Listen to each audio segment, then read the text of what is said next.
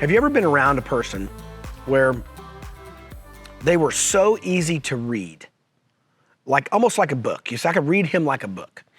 And if he became angry or even excited or impassioned or sad, you instantly knew whatever was on his heart.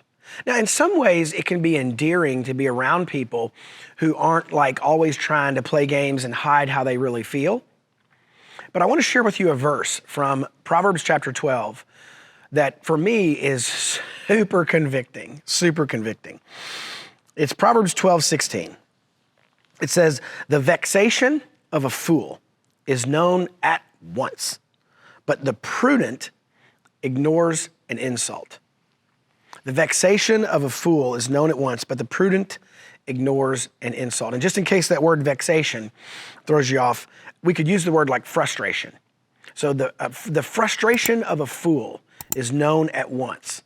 So the fool, is watching television and they see something on the TV they disagree with, and they're like, and throwing and angry, or their kids say something disrespectful and they fly off the handle, or a certain topic comes up, right? You know this. You could go to your family Thanksgiving or your family Christmas or the cookout, and if a certain topic comes up, you can picture in your head right now, I know topics and people that if you bring up that topic around that person, you know what's going to happen, and it is not pretty.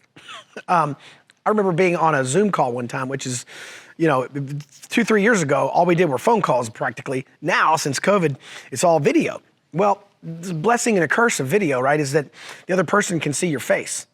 And so I was on a call one time with a really super godly, respected business leader, sharp guy, and he's kind of giving me some counsel about our ministry, Manhood Journey. And he pauses after a few minutes of sharing some ideas, and he kind of leans into the camera and he goes, "Kent, it looks like some of what I'm saying might be frustrating you." And I thought, man, stupid Zoom calls. Like, I could hide this on a phone call. It'd be so easy. And I was like, yeah, as a matter of fact, some of it is. The vexation of a fool is known at once. So my face revealed that I was frustrated. And I said, hey, here's the reason. And we talked it all out. And he was super gracious about it. I wasn't against him. I wasn't mad at him. I was frustrated that he was pointing out some things in our ministry we could be doing better. So I was like, and the more he talked, the more I was like, right jab, left hook. And so the vexation of this fool was known at once. Another example I'll give you is a friend of mine, Greg, who lives in Louisville. We talked at length about how I was processing a particular situation. And he just kind of paused for a moment and he thought, and he's one of those guys, I call him like protein communicators. And what I mean by that is everything they say is like valuable. There's like no fat, there's no fluff. He has fewer words, but they mean more. And so I want to be more like that. And so he kind of thought, and he goes, one day you're going to learn how to start responding instead of reacting. And I just thought, I like to react right now, and the way he said that. But man, what a great word, right? I mean, it was a great word for him to go, you own your response. You have choices. Right? Corey and I are shooting this video at the studio. If a guy walked in here with a gun, I got choices, right? I may react in certain ways that help us ensure our safety if I can, but even my reaction to that is a choice. It's a choice. I can react in a way or respond in a way that is a blessing or a curse. And so, Dad, Proverbs 12:16, the vexation of a fool is known at once.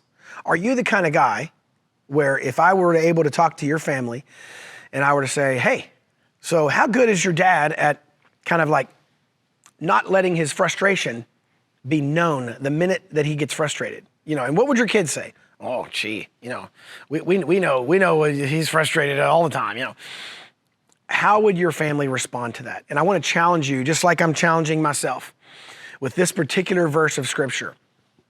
The vexation of a fool is known at once, but the prudent ignores an insult.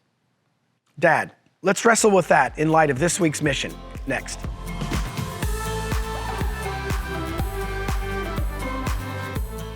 So Dad, your mission this week is, I want you to think of your mission this week as almost like a baseball catcher.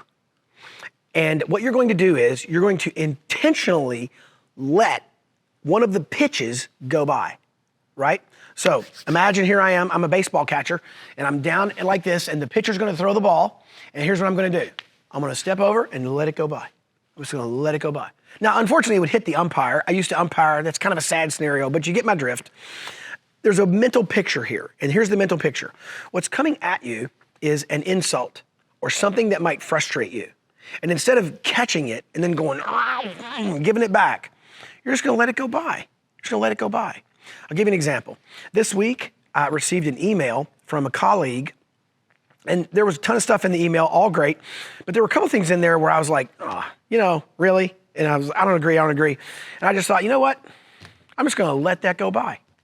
Well, he wasn't trying to hurt my feelings. He wasn't trying to insult me.